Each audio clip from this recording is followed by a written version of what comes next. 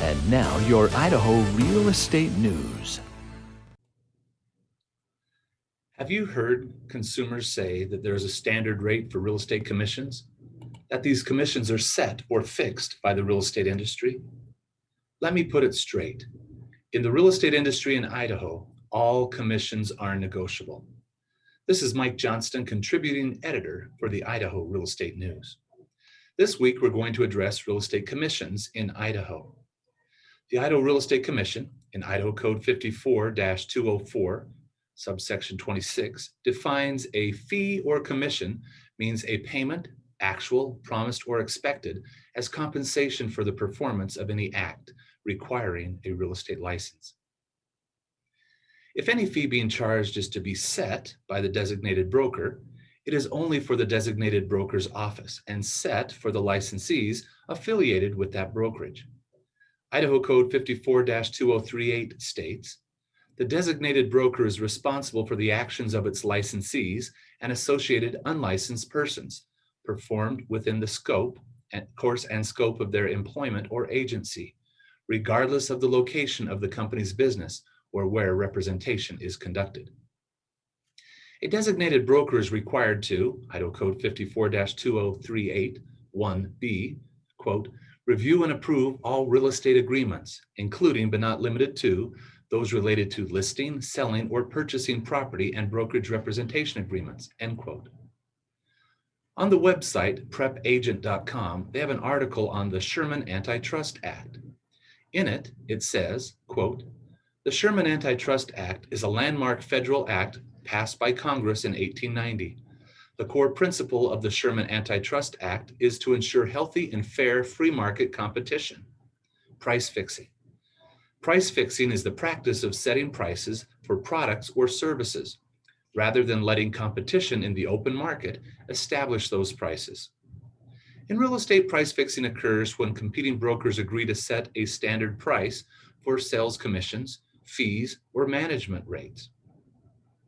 The Sherman Antitrust Act forbids any type of price fixing in any industry. For example, if you and your neighbor both sell apples, the two of you can't get together and decide that you're both going to charge the same price for an apple. In the real estate industry, antitrust laws go a step further. No actual consultation needs to take place between the individuals about price fixing to constitute an antitrust violation. A simple discussion among competitors about the pricing for services is considered an invitation to fix prices and is, therefore, a violation of antitrust law. As a result, the real estate industry operates on the principle that discussing fees between real estate brokers is illegal unless the brokers are cooperating on the same deal. Real estate brokers should understand that any agreement with other brokerages to charge a standard commission is a violation of antitrust laws, even if that agreement is only implied. Real estate brokers typically price their services based on a percentage of the sales price, and it's common for them to offer a publicly announced share of that commission to any broker that brings in a buyer. These commissions may seem standard within a certain market, but the keyword here is seems, because they are technically not fixed at a particular price. Although this violation is all too common, brokers and agents can't tell potential clients that a given commission rate is standard. This is important. No such thing as a standard commission exists, or it would be price fixing. No local real estate board or any other association of real estate agents has the authority to set a commission rate or create any standardized fees for services. Brokers must independently determine commission rates or fees only for their own firms. The fact that many brokerages in a particular area charge the same commission is a matter of competition and individual business decisions, not because of any agreement between the brokerages. However, a broker may require salespersons working as independent contractors to abide by the company's set commission rate. This is not a violation of any antitrust laws, as these agents all work under the same brokerage. This also means that multiple listing organizations, boards of realtors, and other professional organizations may not set fees or commission splits, nor can they deny membership to brokerages based on the fees the brokers charge. When a seller approaches a real estate licensee, they could negotiate the fee that is being charged for the transaction. Each transaction is different, and what marketing and services being offered can be modified or altered. Note, the designated broker has the final say as to what the licensee associated with that broker can and cannot do when it comes to commissions. Some brokers empower their agents and permit them to deviate from the company policy that they have for commissions. All fees are negotiable, but that doesn't mean that they will change. Look at your independent contractor agreement, as well as your company's office policy or guidelines to see what is expected of you when it comes down to the commissions you are to charge. Check with your designated broker to learn more about your company policy on commissions and what flexibility you have to negotiate them in your real estate transactions. Another question I receive is when the commission being offered to a cooperating brokerage is less than the amount the agent is willing to accept. For example, Company A has a listing and is offering all cooperating brokerages through the multiple listing service, the MLS, X% upon a successful closing. An agent with Company B has a potential buyer, but is not wanting to accept the X% being offered. They want Y%. What can this agent with Company B do? There are several assumptions that need to be made here. Let's assume that these brokerages and their agents are Realtor members and are part of a Realtor-owned MLS. Article 16 of the National Association of Realtors Code of Ethics, effective January 1st, 2021, states, Realtors shall not engage in any practice or take any action inconsistent with exclusive representation or exclusive brokerage relationship agreements that other Realtors have with clients. The standard of practice 16-16 goes on and reads, with minor modifications, removing tenant and leases, Realtors acting as subagents or buyer representatives or brokers shall not use the term of an offer to purchase to attempt to modify the listing broker's offer of compensation to subagents or buyer representatives or brokers, nor make the submission of any executed offer to purchase contingent upon the listing broker's agreement to modify the offer of compensation. What does that mean?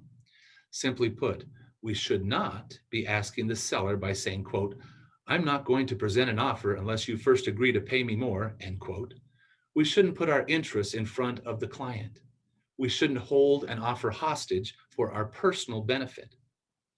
If you're representing a buyer and have an RE14 buyer representation agreement signed, then it says that under paragraph 14, compensation of broker, lines 127 to 132 of the March 2020 edition of the form, quote, if the property is subject to a listing agreement with the broker's company or a cooperating broker through the multiple listing service, MLS or otherwise, the fee will be the amount equal to the compensation offered by the aforementioned brokers, but not less than blank % of the selling price. Buyer agrees to pay the broker any difference between the amount received from the aforementioned brokers and the stated minimum, end quote. This has been an interesting point for me. As a broker, I've seen agents put in $0 here, thinking that it does not obligate the buyer to pay any fee whatsoever.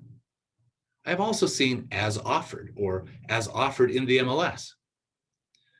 Well, that said, you have no place to stand because you have already agreed to work for 0% or that you are willing to accept a smaller amount or nothing being offered in the MLS. The discussion should happen when you sit down with a buyer and before you enter into a client relationship. What should we do under this situation? The what if discussion.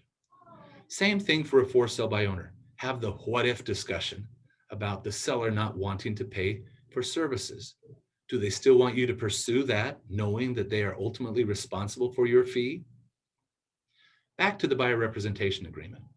In it, it states that the buyer will be responsible for any difference between the X% being offered by company A and the Y% that the buyer working with company B has agreed to pay. So what can the agent with company B do besides collecting it from the buyer? One option is to request from company A that they modify the compensation being offered and to have that modification be agreed to in writing between the brokerages. The National Association of Realtors put out an article called Code Comprehension, Article 16, Commissions Are Negotiable, where the following question was asked by a licensee. There's a home in the MLS that I think my buyer client would love, but the commission being offered by the listing agent is lower than I want to be paid. It's so low that it won't cover the time or effort I put into representing the buyer through the transaction. I want to do the right thing. What can I do? The National Association of Realtors' answer was, since you believe that your buyer client would love the house, you have an ethical duty to show the listing to your client. But you have a few options to address the fact that the compensation being offered is inadequate.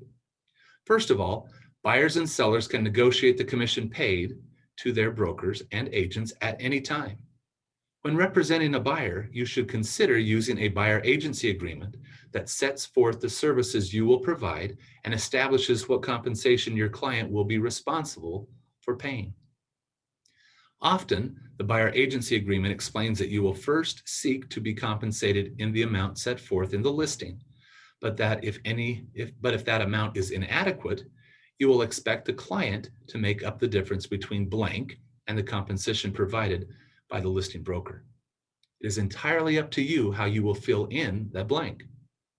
The buyer agency agreement is between you and your client, so you and your client can negotiate the terms of that agreement at any time. Additionally, with one exception, you can ask the listing broker to negotiate the offer of commission. The one exception is that you may not submit an offer to purchase that is contingent upon an increase in the commission paid to you by the listing broker. An offer of that nature is thought to be inconsistent with your fiduciary duties to the client. This request can be made at any time during the transaction, even after showing the property or submitting an offer to purchase on behalf of the client. Keep in mind, Idaho Code 54-2094 states that in Idaho, representation is not fiduciary in nature. Let's continue. You could also have a conversation with your buyer client about the commission being too low to cover your time and costs incurred in connection with representing that client. If your client wishes, he or she could make the decision to condition the offer to purchase the property on an agreement by the seller to pay an additional specified amount. The buyer and seller are the parties to any contract to purchase the listed property. They can negotiate the terms of that contract as they see fit. Just make sure that your client completely understands the pros and cons of submitting an offer with that type of contingency. And make sure not to pressure your client in any manner that is inconsistent with your fiduciary duty to that client. So here, it is suggested that you can, under your buyer's direction, condition the offer to purchase the property on an agreement by the seller to pay an additional specified amount. Wait, doesn't Standard of Practice 1616 prohibit me from negotiating my commission after showing during the purchase offer phase or after we have an accepted offer? Absolutely not. Except for the fact that you cannot make an offer to purchase contingent upon an increase in compensation paid to you by the listing broker, you can negotiate your commission with the listing broker at any time during the transaction. Standard of Practice 16-16 is designed to protect sellers and listing brokers from having purchase offers held hostage by cooperating brokers demanding a higher commission to be paid by the listing broker. This standard of practice never prohibits negotiations between the listing broker and a cooperating broker at any time during the transaction. In fact, Standard of Practice 3-3 expressly authorizes the listing broker and cooperating broker to come to an agreement to change cooperative compensation, and that can happen before a property is shown, after showing, or even after an offer is accepted. It may sound like a yes and a no. You can, but you can't. But with that aside, where could this request be made on a purchase and sell agreement? I've seen buyers ask sellers to pay some of their closing costs, which the fee the buyer has towards the buyer representation agreement is considered a fee that the buyer has as part of their closing costs. By putting this fee into the amount you are asking the seller to pay for your closing costs makes it simple and does not make it a big item up for debate. Where again? On the Idaho Associations of Realtors form, the RE21 Real Estate Purchase and Sell Agreement, under paragraph 16, costs paid by, on line 276, the buyer could place the amount desired into that dollar amount that the buyer is asking the seller to pay. Remember, if there is a loan involved, the seller can only pay so much towards the buyer's total amount of closing costs. The buyer may be required to participate to a certain extent. Check with the lender before taking this approach. Are real estate commissions in Idaho set as a standard rate? Are they fixed? No, all commissions are negotiable. This has been another segment of Idaho Real Estate News. If you found this article useful, please share it with others. Subscribe by adding us to your Alexa Flash briefing or by sending us an email to johnston@mykro.com. You can also subscribe to our YouTube channel for more insights on forms and other real estate topics. For Idaho Real Estate News, I'm Mike Johnston. Idaho Real Estate News is updated weekly.